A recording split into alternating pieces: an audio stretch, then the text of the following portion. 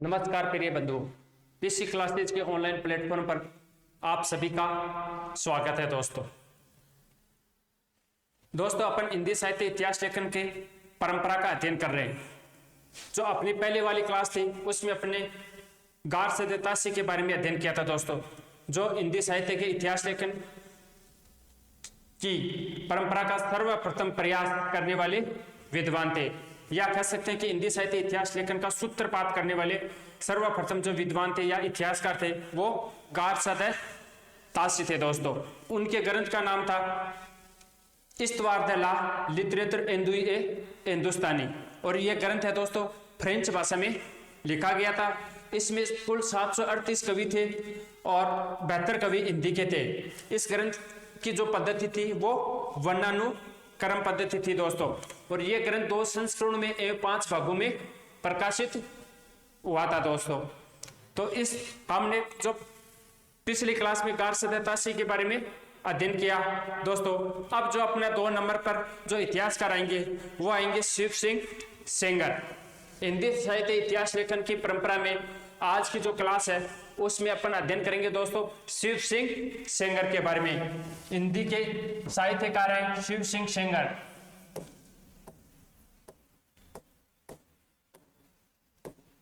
शिव सिंह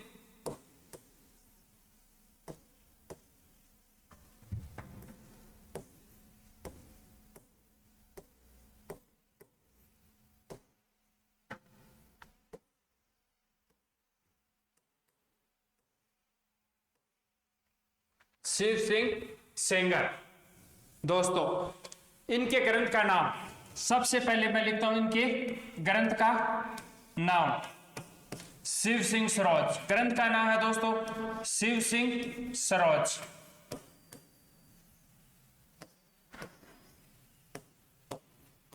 ग्रंथ का क्या नाम है दोस्तों? शिव सिंह सरोज। इनके ग्रंथ का नाम। इतिहासकार का क्या नाम? शिव सिंह सेंगर। और ग्रंथ का नाम दोस्तों क्या है? शिव सिंह सरोज है दोस्तों ग्रंथ का नाम। पद्धति, ये किस पद्धति में लिखा गया दोस्तों? वर्णानुक्रम। ये ग्रंथ वर्णानुक्रम पद्धति के द्वारा लिखा गया था, वर्णानुक्रम। भाषा, भाषा दोस्तों इसकी हिंदी है। किस भाषा में लिखा गया दोस्तों? हिंदी भाषा में लिखा गया था दोस्तों। प्रकाशन,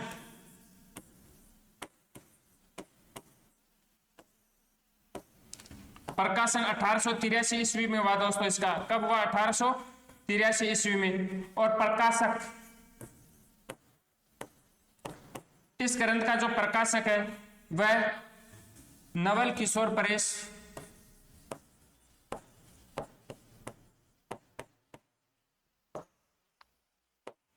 Naval Kishore press Lucknow UP. Lucknow UP में है दोस्तों नवल किशोर प्रेस लखनऊ के द्वारा इसका प्रकाशन हुआ दोस्तों। कुल कवि, इस ग्रंथ में जो कुल कवि है दोस्तों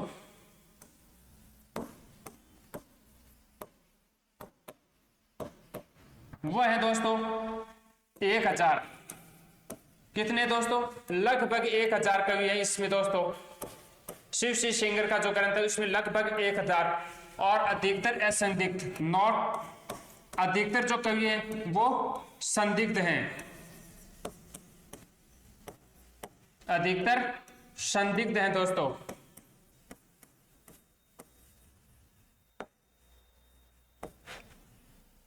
अधिकतर संदिग्ध। तो दोस्तों शिव सिंह सेंगर, इतिहासकार का क्या नाम है? शिव सिंह सेंगर, और ग्रंथ का नाम है शिव सिंह सरोज।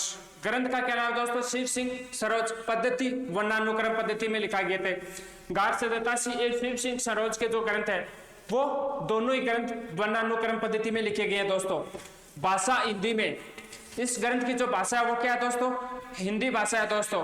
प्रकाशन कब हुआ? 1883 में दोस्तों। और प्रकाशक नवल किशोर प्रेस लखनऊ। नवल किशोर प्रेस लखनऊ है दोस्तों, वहां से इसका प्रकाशन हुआ था। और कुल कवि जो शिव सिंह सेंगर जो ग्रंथ है, शिव सिंह सेंगर का जो ग्रंथ है शिव सिंह सरोज, उसमें कुल कवि 1000 के लगभग हैं दोस्तों। कितने हैं? 1000 के लगभग। और अधिकतर संदिग्ध हैं, वो अधिकतर संदिग्ध है दोस्तों। तो अब चलो दोस्तों अपन आगे चलते हैं इसकी महत्वपूर्ण तथ्य। शिव सिंह सेंगर का जो ग्रंथ है शिव सिंह सरोज, उसके महत्वपूर्ण तथ्य।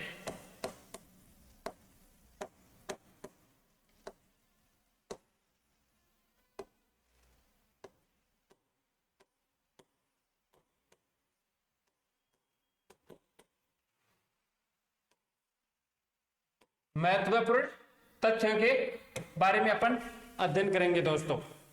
तो क्या है महत्वपूर्ण तथ्य इसमें? कि हिंदी साहित्य के इतिहास लेखन का प्रयास करने वाले प्रथम भारतीय, हिंदी साहित्य के इतिहास लेखन का प्रयास करने वाले प्रथम भारतीय।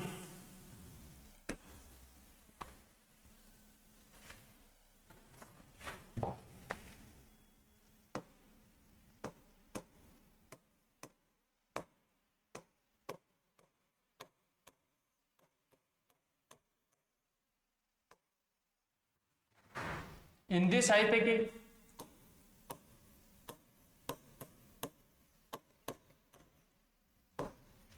इतिहास लेखन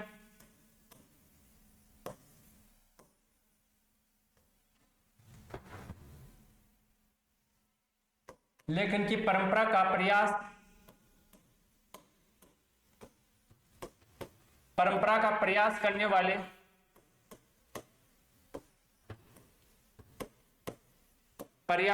करने वाले प्रथम भारतीय, प्रयास करने वाले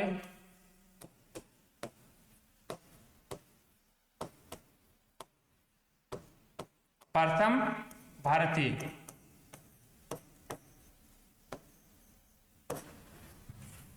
हिंदी साहित्य के इतिहास लेखन की परंपरा का प्रयास करने वाले प्रथम भारतीय। कैसे है प्रथम भारतीय?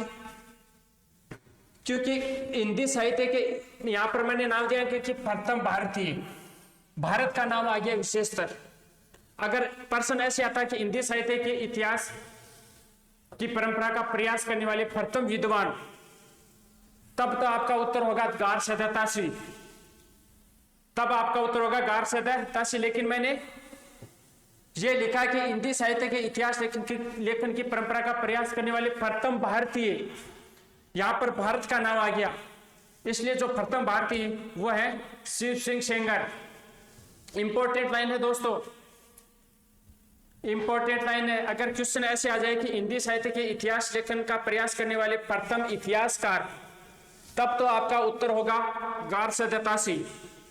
और अगर क्वेश्चन ऐसे आ जाए कि हिंदी साहित्य के इतिहास लेखन का प्रयास करने वाले प्रथम भारतीय, तब आपका उत्तर होगा शिव सिंह सेंगर।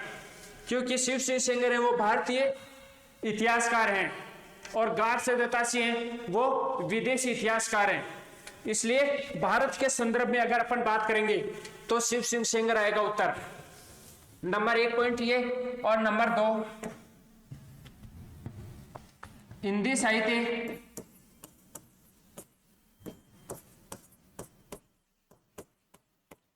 साहित्य के इतिहास ग्रंथ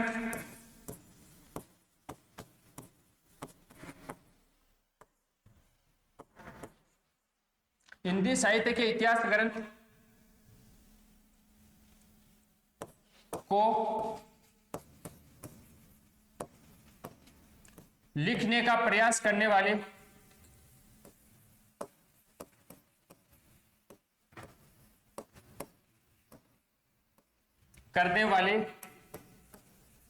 दूसरे इतिहासकार।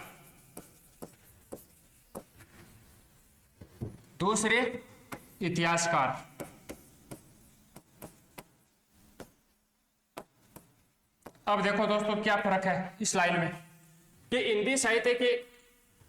हिंदी साहित्य के इतिहास को लिखने का प्रयास करने वाले दूसरे इतिहासकार। प्रथम इतिहासकार कौन है? हिंदी साहित्य के इतिहास को लिखने का प्रथम प्रयास किया या सूत्रपात किया वो कौन थे? गार्से दत्तासी। और हिंदी साहित्य के इतिहास ग्रंथ को लिखने का जो दूसरा प्रयास, जो दूसरे इतिहासकार हैं, वो शिव सिंह सेंगर हैं। वो कौन है? शिव सिंह सेंगर। प्रथम कौन थे हिंदी साहित्य के इतिहास लिखने का प्रयास करने वाले? प्रथम, यहां पर प्रथम आता, प्रथम इतिहासकार, तब उत्तर होता आपका गार्से दत्तासी, और अब उत्तर होगा आपका शिव सिंह सेंगर। पहली लाइन और दूसरी लाइन में काफी डिफरेंस है दोस्तों, समझ के फटो आप। यहां पर भारतीय लिखा हुआ है, तो भारतीय इतिहासकार के संदर्भ में बात कर रहा हूं मैं। यहां पर न तो विदेशी लिखा हुआ है न भारतीय लिखा हुआ है, तो आपको प्रथम जो सबसे पहले जो इतिहास ग्रंथ लिखा गया था गार्से दत्तासी द्वारा 1839 ईस्वी में, उसके संबंध में बात नहीं कर रहा हूं मैं। यहां पर दूसरे लिख दिया मैंने, हिंदी साहित्य के इतिहास को लिखने का प्रयास करने वाले दूसरे इतिहासकार, इसलिए ये उत्तर यहां पर होगा शिव सिंह सेंगर। नंबर 3, हिंदी में लिखा गया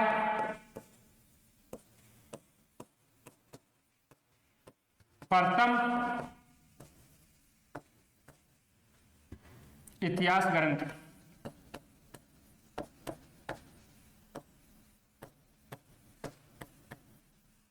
यह भी इंपॉर्टेंट है, हिंदी में लिखा गया प्रथम इतिहास ग्रंथ। प्रश्न आ जाए कि हिंदी भाषा में लिखा गया प्रथम इतिहास ग्रंथ कौन सा है, तो वो होगा शिव सिंह सरोज। क्योंकि गार्से दत्तासी का जो ग्रंथ है इस्तवार दे ला लिटरेचर हिंदुस्तानी, उसकी भाषा दोस्तों फ्रेंच है। उसकी क्या भाषा है? फ्रेंच। और ये जो शिव सिंह सेंगर का ग्रंथ है शिव सिंह सरोज, वो हिंदी में लिखा गया है। वो कौन सी भाषा में लिखा गया? हिंदी में। इसलिए हिंदी में लिखा गया प्रथम इतिहास ग्रंथ किस में लिखा गया दोस्तों? हिंदी भाषा में लिखा गया प्रथम इतिहास ग्रंथ है दोस्तों। तो हिंदी में लिखा गया प्रथम इतिहास ग्रंथ।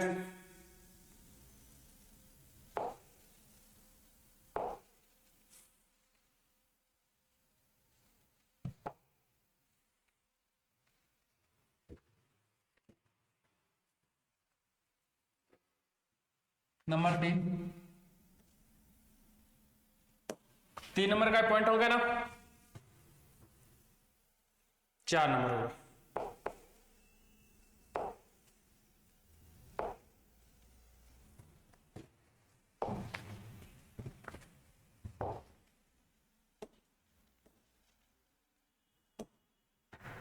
हिंदी साहित्य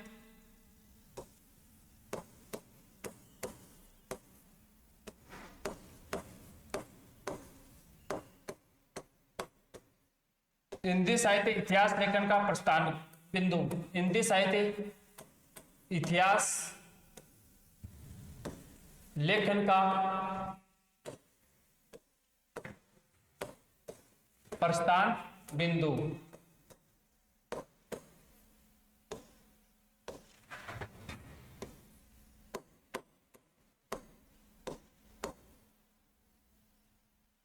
ये दोस्तों हिंदी साहित्य इतिहास लेखन का प्रस्थान बिंदु। प्रस्थान बिंदु का अर्थ होगा दोस्तों कि ये हिंदी भाषा में लिखा गया था। कौन सी भाषा में? हिंदी भाषा में। इसलिए जो भारतीय इतिहासकार हैं उन्होंने इस ग्रंथ से काफी सामग्री ग्रहण करके अपने इतिहास ग्रंथों की रचना की। क्योंकि जो पहला जो ग्रंथ था गार्से दत्तासी का, उसकी भाषा फ्रेंच थी, और फ्रेंच भाषा है वो भारतीय इतिहासकारों को नहीं आती थी। इसलिए उन्होंने उस ग्रंथ को पढ़ने में इतिहासकारों को कठिनाई हुई। गार्से दत्तासी के ग्रंथ को पढ़ने में काफी कठिनाई हुई। उसके बाद में जब 1883 ईस्वी में शिव सिंह सेंगर के ग्रंथ शिव सिंह सरोज का प्रकाशन हुआ और वो हिंदी भाषा में था, तो इस ग्रंथ को पढ़ करके आगे आने वाले इतिहासकारों ने अपने ग्रंथ को लिखने की शुरुआत की। तो ये प्रस्थान बिंदु है। हिंदी साहित्य इतिहास लेखन का प्रस्थान बिंदु इसलिए है क्योंकि हिंदी भाषा में लिखा गया था, और भारतीय जो इतिहासकार हैं या साहित्यकार हैं वो हिंदी भाषा को पढ़ लिख सकते थे आराम से। इसलिए उन्होंने इस ग्रंथ का पहले अध्ययन किया, और अध्ययन करने के बाद में अपने साहित्य के इतिहास ग्रंथों को लिखने की शुरुआत की दोस्तों। तो ये जो चौथा नंबर का पॉइंट है, हिंदी साहित्य इतिहास लेखन का प्रस्थान बिंदु। नंबर 5, इसमें कवियों एवं लेखकों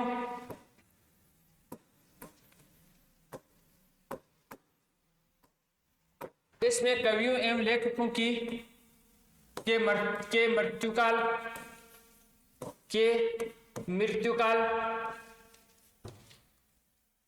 जन्मकाल,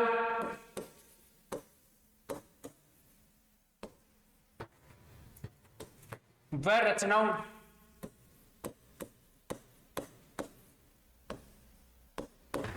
रचनाओं का भी उल्लेख किया गया है। रचनाओं का भी उल्लेख किया गया है, परंतु वर्तमान समय में अधिकतर अविश्वसनीय है। वर्तमान समय में अधिकतर अविश्वसनीय है।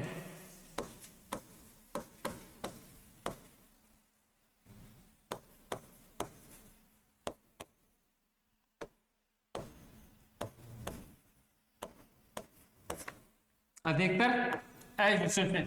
इसमें कवियों एवं लेखकों की जन्मकाल, मृत्युकाल एवं रचनाओं का भी उल्लेख किया गया इस ग्रंथ में, लेकिन वर्तमान समय में उनमें से अधिकतर अविश्वसनीय आंकड़े हैं।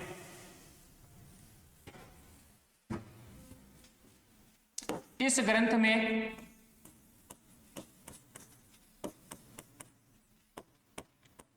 तत्कालीन समय में उपलब्ध इस ग्रंथ में तत्कालीन समय में उपलब्ध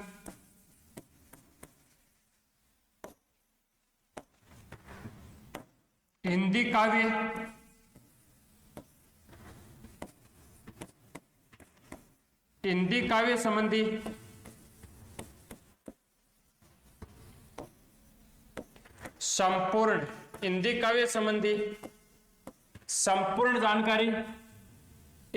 संबंधी संपूर्ण जानकारी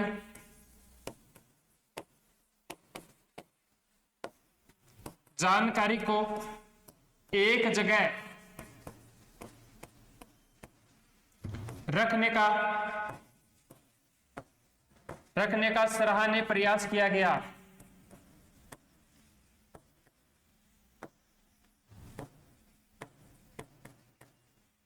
सराहनीय प्रयास किया गया, जिसके कारण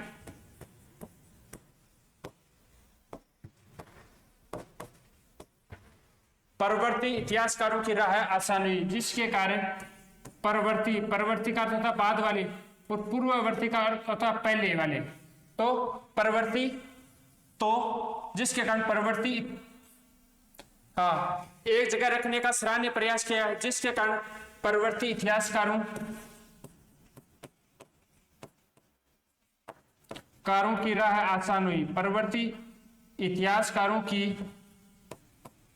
राह आसान हुई।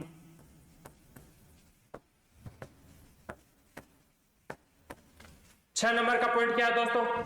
इस ग्रंथ में तत्कालीन समय में उपलब्ध हिंदी काव्य संबंधी संपूर्ण जानकारी को एक जगह रखने का सराहनीय प्रयास किया गया। शिव सिंह सेंगर का जो ग्रंथ है शिव सिंह सरोज, उसमें तत्कालीन समय में उपलब्ध हिंदी काव्य संबंधी संपूर्ण जानकारी को एक जगह रखने का सराहनीय प्रयास किया गया, जिसके कारण परवर्ती इतिहासकारों की राह आसान हुई। नंबर 7,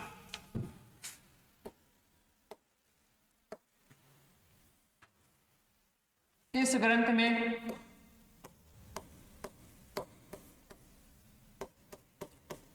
आदिकाल की इस ग्रंथ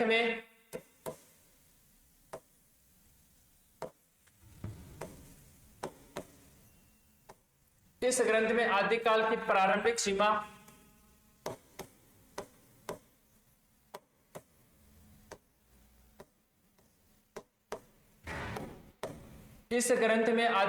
प्रारंभिक सीमा विक्रमी संवत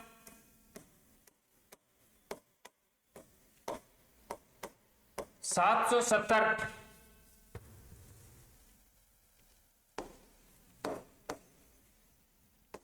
मानी गई है।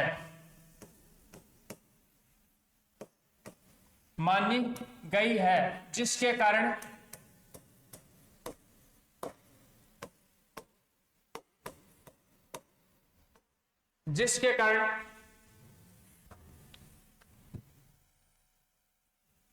कवि पुष्प पुंड या पुष्पदंत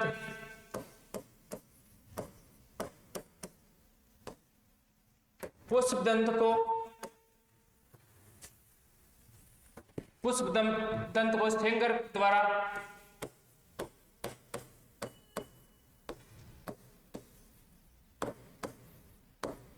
सेंगर द्वारा हिंदी का प्रथम कवि माना गया। सेंगर द्वारा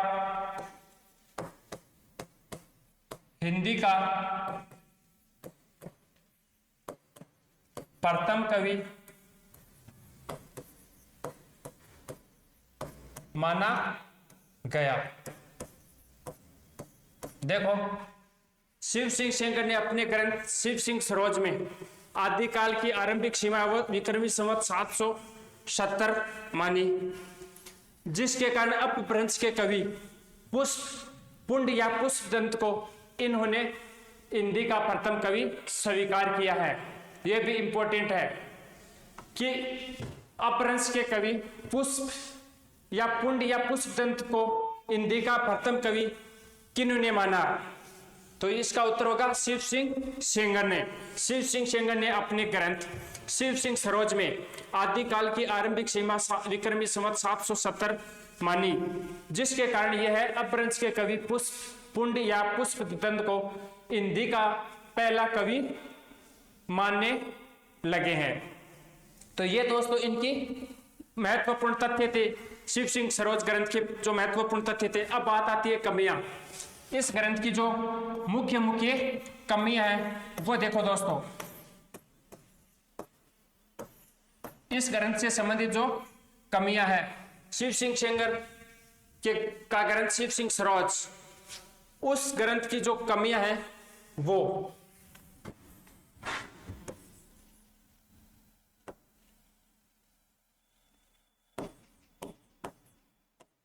इस ग्रंथ में काल विभाजन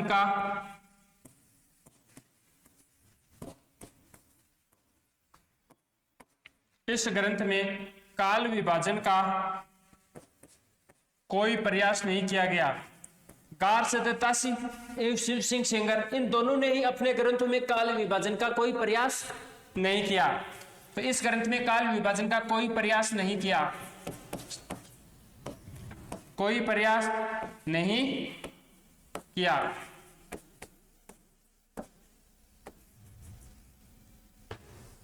इस ग्रंथ में काल विभाजन का कोई प्रयास नहीं किया गया है दोस्तों।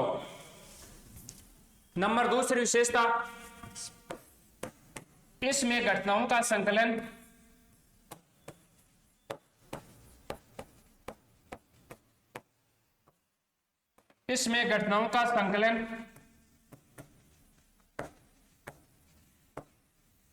मनमाने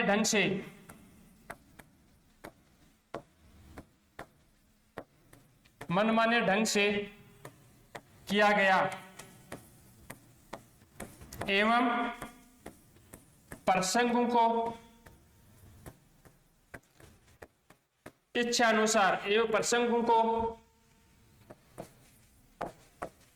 इच्छानुसार मोड़ा गया एवं प्रसंगों को इच्छानुसार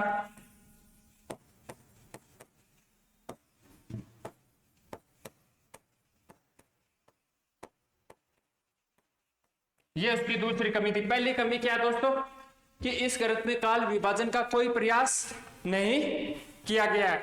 दूसरी कमी है कि इसमें ग्रंथों का संकलन मनमाने ढंग से किया गया एवं प्रसंगों को इच्छा अनुसार मोड़ा गया। नंबर 3 तीसरी कमी वो है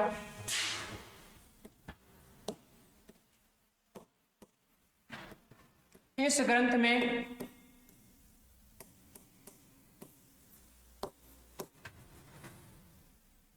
कवियों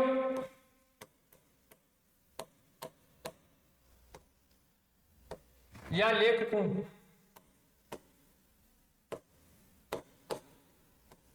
लेखकों को वर्णानुक्रम के स्थान पर कालक्रम के स्थान पर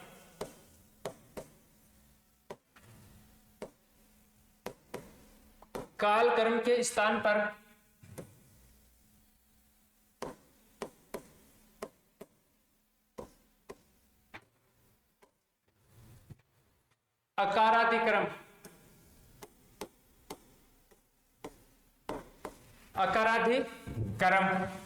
या इसको कह सकते हैं इंदी वर्णमाला क्रम या इंदी वर्णमाला क्रम।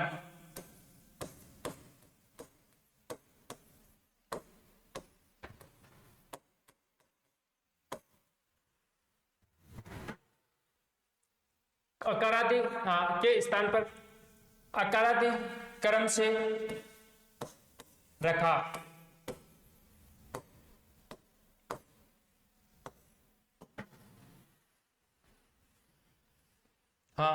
इसकी जो तीसरी कमी है दोस्तों वो है कि इस ग्रंथ में कवियों एवं लेखकों को कालक्रम के स्थान पर अकारादि क्रम या इंदी वर्णमाला क्रम से रखा है।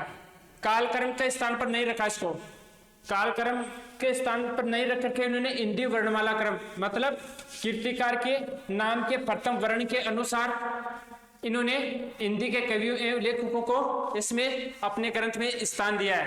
तो यह भी इसकी बहुत बड़ी कमी है। तो उपयुक्त कमियों के कारण वर्तमान समय में इस ग्रंथ को हिंदी साहित्य इतिहास ग्रंथ की श्रेणी में नहीं रखा जा सकता दोस्तों। उपयुक्त कमियों के कारण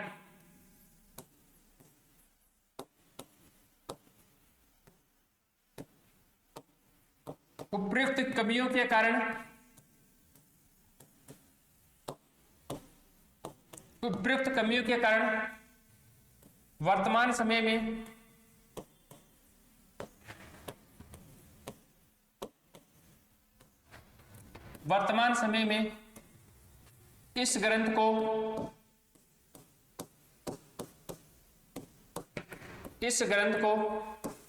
इतिहास ग्रंथ की श्रेणी में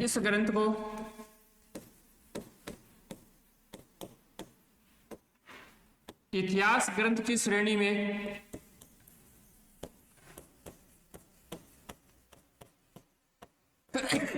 नहीं रखा जा सकता।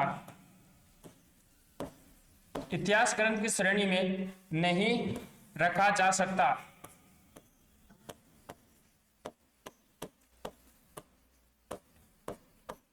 नॉट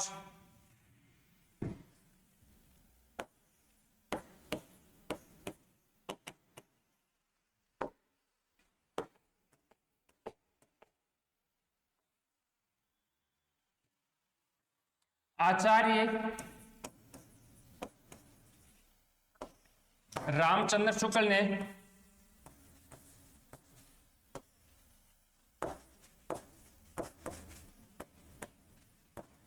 ने इस ग्रंथ को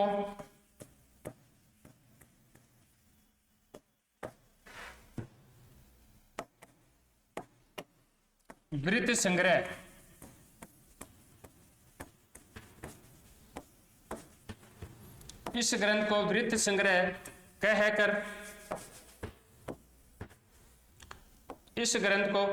संग्रह कहकर पुकारा।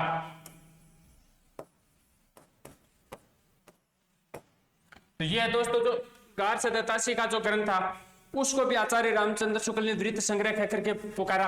और शिव सिंह सेंगर का जो ग्रंथ है शिव सिंह सरोज, उसको भी इन्होंने वृत्त संग्रह कह करके पुकारा है। तो यह है दोस्तों, अब आज अपन ने जो गार्स दत्तासी के कल की क्लास थी उसमें गार्स दत्तासी का अध्ययन किया, और आज है वो शिव सिंह सेंगर। हिंदी साहित्य के इतिहास लेखन की परंपरा में 2 नंबर पर अपने शिव सिंह सेंगर इतिहासकार का अध्ययन कर रहे हैं। ठीक, तो मैं रिवीजन करवाता हूं एक बार, आपको ध्यान से देखो दोस्तों, कौन कौन सा इंपॉर्टेंट प्रश्न है, किस प्रकार पहले क्वेश्चन आ चुके हैं, अब आगे आने वाले परीक्षा में किस प्रकार के प्रश्न बन सकते हैं वो बताऊंगा मैं आपको। तो शिव सिंह सेंगर, इनके ग्रंथ का नाम है दोस्तों शिव सिंह सरोज। ये क्वेश्चन आया हुआ पहले एग्जाम में कि शिव सिंह सेंगर के ग्रंथ का क्या नाम है, शिव सिंह सरोज। इंपॉर्टेंट, ये दोस्तों इंपॉर्टेंट है, आपको ग्रंथ का नाम याद रखना है। फिर पद्धति वर्णानुक्रम कोई इंपॉर्टेंट नहीं है, भाषा इंपॉर्टेंट है। शिव सिंह सेंगर के ग्रंथ की जो भाषा है वो कौन सी है, तो हिंदी भाषा है दोस्तों, ये इंपॉर्टेंट है। प्रकाशन वेरी वेरी इंपॉर्टेंट, प्रकाशन है वो वेरी वेरी इंपॉर्टेंट है दोस्तों। 1883 ईस्वी, ये आपको ध्यान रखना है। शिव सिंह सेंगर का जो ग्रंथ है शिव सिंह सरोज, उसका प्रकाशन 1883 ईस्वी में हुआ। ये क्वेश्चन आ सकता आगे आने वाले एग्जाम में, ध्यान रखना। 1883 ईस्वी में प्रकाशन नवल किशोर प्रेस लखनऊ, ज्यादा इंपॉर्टेंट नहीं है लेकिन ध्यान जरूर रखना आपको। कुल कवि 1000, ये भी इंपॉर्टेंट है कि शिव सिंह सरोज ग्रंथ में कुल कवि कितने, तो लगभग 1000 कवि हैं और अधिकतर संदिग्ध हैं। अधिकतर संदिग्ध हैं मतलब वर्तमान समय में इनके को जो डाटा है वो उपलब्ध नहीं, इन कवियों के बारे में, इनकी रचनाओं के बारे में, इनके जन्म काल के बारे में, इनके मृत्यु काल के बारे में वर्तमान समय में हमें जानकारी नहीं है, इसलिए ये संदिग्ध है वर्तमान में। तो शिव सिंह सरोज जो ग्रंथ है उसके कुल जो कवि हैं वो दोस्तों 1000, लगभग 1000। अब आती है महत्वपूर्ण तथ्य, इस ग्रंथ के महत्वपूर्ण तथ्य, मतलब हिंदी साहित्य के इतिहास लेखन की परंपरा का प्रयास करने वाले प्रथम भारतीय।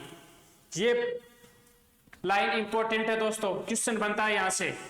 हिंदी साहित्य के इतिहास लेखन की परंपरा का प्रयास करने वाले प्रथम भारतीय, तब आपका उत्तर होगा शिव सिंह सेंगर। और क्वेश्चन ऐसे आ जाए कि हिंदी साहित्य के इतिहास परंपरा का प्रयास करने वाले प्रथम इतिहासकार, तब आपका उत्तर होगा गार्स दत्तासी। अगर भारतीय शब्द आ गया प्रथम भारतीय, तब आपका उत्तर शिव सिंह सेंगर होगा दोस्तों।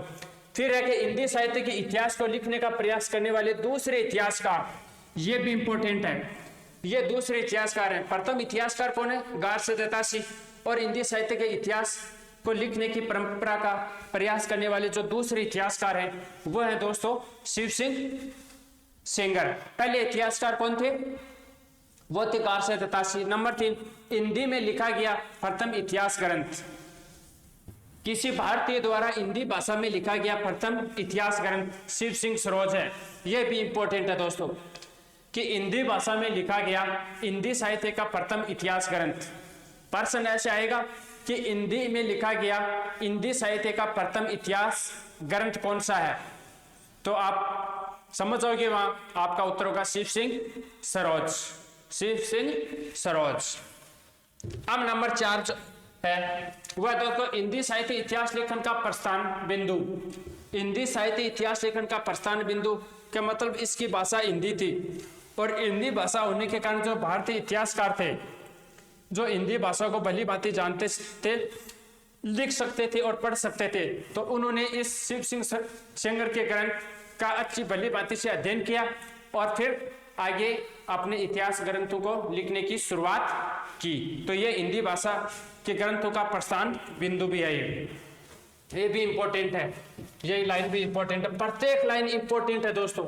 सिर्फ इंपॉर्टेंट लाइन ही मैं आपको बता रहा हूं जो परीक्षा की दृष्टि से बहुत ज्यादा महत्व रखती है। इसमें कई लेखकों को लेखक के मृत्युकाल, जन्मकाल व रचनाओं का उल्लेख किया गया, परंतु वर्तमान समय में अधिकतर अविश्वसनीय है। मैंने लिखा था ना पहले कि इसमें कुल कवि 1000 हैं और अधिकतर संदिग्ध है, मतलब उनके जन्म काल, मृत्यु काल और रचनाओं के बारे में वर्तमान समय में कोई जानकारी नहीं है। ये भी है। पांचवी, ज्यादा इंपॉर्टेंट नहीं है ये लाइन। छठी है, इस ग्रंथ में तत्कालीन समय में उपलब्ध हिंदी काव्य संबंधी संपूर्ण जानकारी को एक जगह रखने का सराहनीय प्रयास किया गया, जिसके कारण परवर्ती इतिहासकारों की राह आसान हुई। परवर्ती का अर्थ होता बाद वाले, मतलब शिव सिंह सेंगर ने अपने ग्रंथ शिव सिंह सरोज में हिंदी काव्य संबंधी संपूर्ण जानकारी को एक जगह रखने का प्रयास किया, जिसके कारण बाद में इतिहास ग्रंथ लिखने वाले भारतीय इतिहासकारों या विदेशी इतिहासकार हैं जो भी, उनको अपने इतिहास ग्रंथ लिखने में आसानी हुई। तो ये दोस्तों इसमें नंबर 4 वाली लाइन है वो इंपॉर्टेंट है ज्यादा। अब नंबर 7, इस ग्रंथ में आदिकाल को प्रारंभिक सीमा, ये भी इंपॉर्टेंट है दोस्तों, बहुत ज्यादा इंपॉर्टेंट। यहां से क्वेश्चन पूछा गया है, जो पहले क्वेश्चन पूछे गए वही लाइनें मैं आपको समझा रहा हूं दोबारा, और आने वाले समय में भी परीक्षा की दृष्टि से जो इंपॉर्टेंट है वो लाइन भी मैं आपको लिखा रहा हूं साथ साथ के अंदर। तो जहां मैं आपको गुड लगा रहा हूं, गुड का निशान लगा रहा हूं, वो लाइन आपको जरूर याद रखनी है दोस्तों। इस ग्रंथ में आदिकाल की प्रारंभिक सीमा विकृत 770 मानी गई। इस ग्रंथ में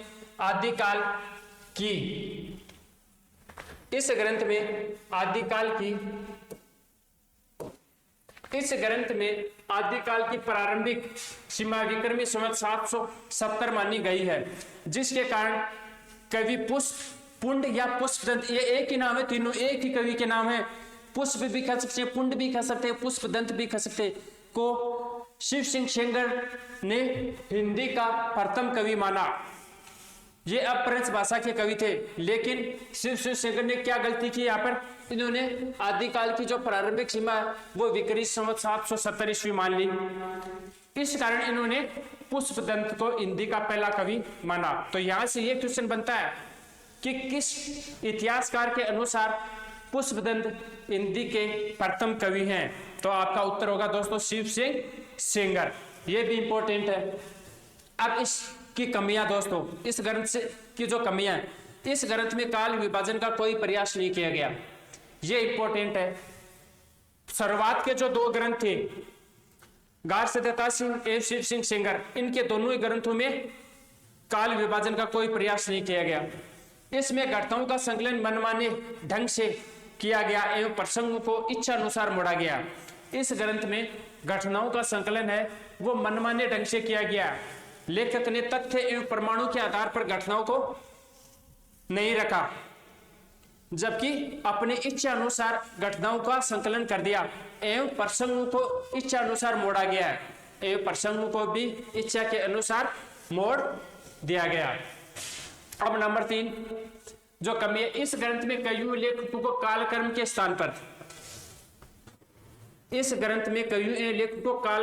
स्थान पर, अकारादि क्रम या इंद्रिय वर्णमाला के क्रम में रखा गया है, कालक्रम के स्थान पर नहीं रखा। उनको रखना तो कालक्रम के अनुसार सही था, जन्म तिथि के आधार पर, लेकिन उन्होंने इंद्रिय वर्णमाला के आधार पर, कीर्तिकार के नाम के प्रथम वर्ण के आधार पर कवियों को रखा। यह भी इस ग्रंथ की बहुत बड़ी कमी है दोस्तों। तो उपयुक्त कमियों के कारण वर्तमान समय में हम शिव सिंह सेंगर के ग्रंथ शिव सिंह सरोज को इतिहास ग्रंथ की श्रेणी में नहीं रख सकते। आचार्य रामचंद्र शुक्ल ने भी शिव सिंह सेंगर के ग्रंथ शिव सिंह सरोज को भी वृत्त संग्रह कहकर पुकारा है, इतिहास ग्रंथ नहीं कहा।